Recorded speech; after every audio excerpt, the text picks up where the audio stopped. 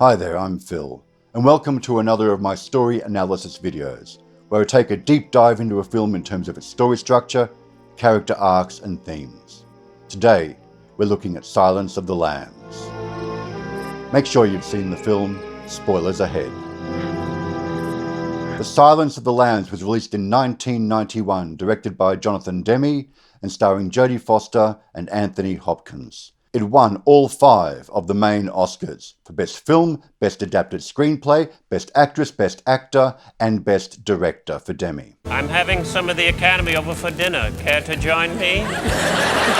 Now, Jonathan Demme had come from the Roger Corman School of Filmmaking. He'd made several films under the tutelage and production of Roger Corman, and Roger Corman actually appears in this film briefly. Did you have a trainee make some sort of phony offer to Lecter in the senator's name? Yeah, I rolled the dice. I had to. Well, she's mad as hell, Jack. But prior to this, he was best known perhaps for the Talking Heads documentary, Stop Making Sense. I got a girlfriend that's better than that. She knows whatever she likes. And the film Something Wild was a minor hit for him. But this is the film that put him on the map, obviously. He won the Oscar for it. The screenplay was written by Ted Talley from the novel by Thomas Harris. And this is a series of novels, in fact. The novel before this was Red Dragon, which had been previously made as Manhunter. So there'd already been a Hannibal Lecter movie prior to Silence of the Lambs. I did it first. I was there first. And in fact, Red Dragon was then remade as Red Dragon as a prequel to this film. If you recall, Will, our last collaboration ended rather messily. Tom Harris, the author of Silence of the Lambs, he spoke to several of us, and he developed this bizarre character. And it'll be a bizarre character to the public, thinking that someone like this can't possibly exist. But we know in the National Center, this person does exist. He is a composite of several serial killers. We knew it was imperative that we honor the horrific nature of the book, because if you didn't, then it would be a watered-down version, and you have to accept the fact that one reason that people find the book so incredibly powerful is because it is so horrific. It's possible to do a picture that is about violence and not make it about getting off on the violence. It's a matter of keeping the story focused on Jodie's character and on what she's seeing and feeling. The film follows a pretty straightforward 3-act structure when it comes down to it. Our inciting incident is Clarice, played by Jodie Foster, receiving a mission to go and talk to Hannibal Lecter. A job's come up, and I thought about you. Not a job, really, more of an interesting errand.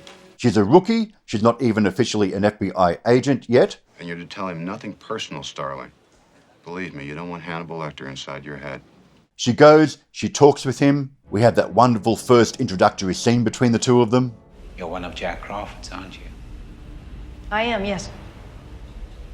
May I see your credentials? And we're establishing our A-plot, which is the investigation into Buffalo Bill, the serial killer. That's why you sent me in there, isn't it? To get his help on Buffalo Bill, sir? And our B-plot, which is, when it comes down to it, the relationship between Clarice and Hannibal. His nickname is Hannibal the Cannibal because he eats people. Well, sort of. He is a mentor character to her, just as much as Scott Glenn's Jack Crawford is. It says here, when you graduate, you want to come to work for me in behavioral science. Yes, very much, sir. Very much. Jack Crawford sent a trainee to me. Yes, I'm a student. I'm here to learn from you. Maybe you can decide for yourself whether or not I'm qualified enough to do that. So he gives her a test. Go seek out Miss Moffat, an old patient of mine, M-O-F-E-T. Go now. I don't think Mix could manage again quite so soon, even though he is crazy. Go now! And she passes it. It's a contract. It's in the name of a Miss Hester Moffat. Hester Moffat. It's an anagram, isn't it, Doctor? Hester Moffat. The rest of me. He's the official mentor, her FBI boss, but Hannibal Lecter is the one who actually gets her through the crisis of this first investigation that leads to her becoming an agent proper. After she passes this test, the first act turning point is when Hannibal Lecter agrees to help with their investigation. I'll help you catch him, Clarice. The first time I spoke with Jodie, she talked about the idea of a character who identifies with the victim in a very passionate way. Clarice makes a promise. If I help you, Clarice, it will be turns with us too. Quid pro quo. I tell you things, you tell me things. Not about this case, though. About yourself. Quid pro quo. Yes or no?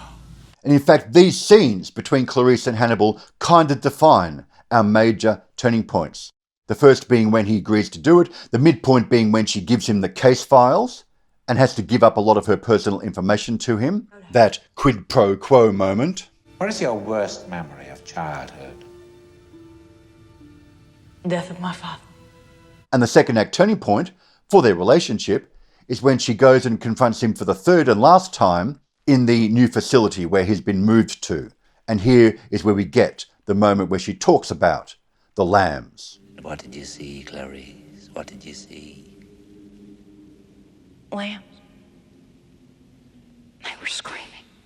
The silence of the lambs refers, I think, to either stilling that nightmare vision of hers where she keeps hearing the screaming of the lambs, or the nature of a serial killer like Hannibal Lecter, like Buffalo Bill, where they still the voices of their lambs, their victims. So in this case, the title of the film represents our theme, and the thing that defines the growth arc for Clarice. You still wake up sometimes, don't you? You wake up in the dark and hear the screaming of the lamb. Because he's a psychiatrist, he wants to know what it is that makes her tick. And you think if you save poor Catherine, you could make them stop, don't you? You think if Catherine lives, you won't wake up in the dark ever again to that awful screaming of the lambs.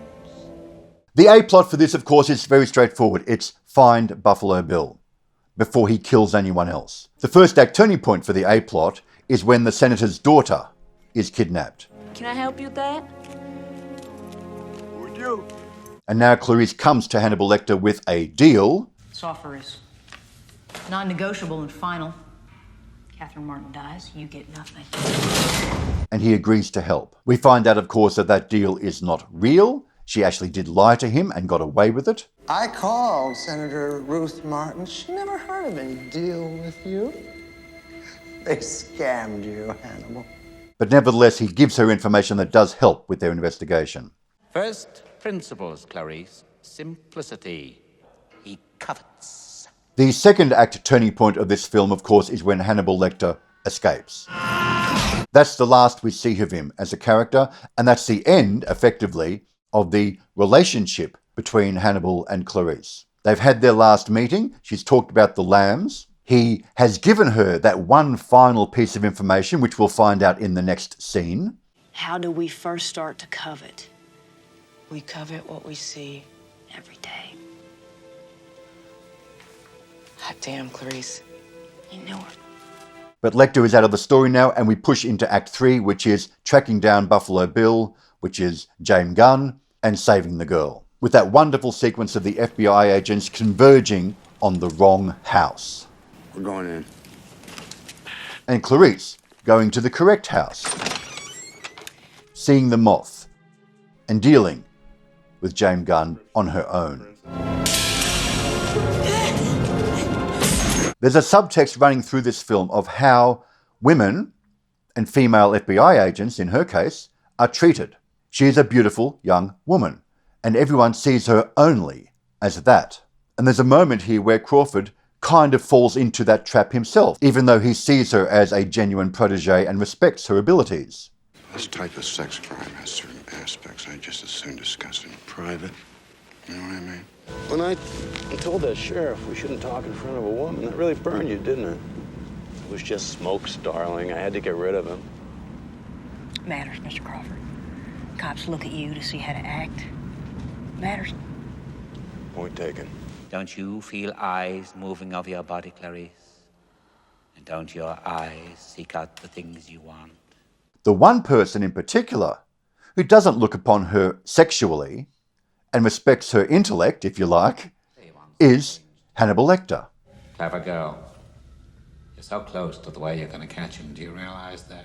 And Clarice's growth arc is enabled by Lecter, who is after all a psychiatrist, with her telling him her backstory. These very personal stories about her father and her childhood. He's being a psychoanalyst to her, and she kind of needs that. So that by the time we get to the end, the very end, with that phone call, she's not healed, she's not fully 180 degrees changed and grown.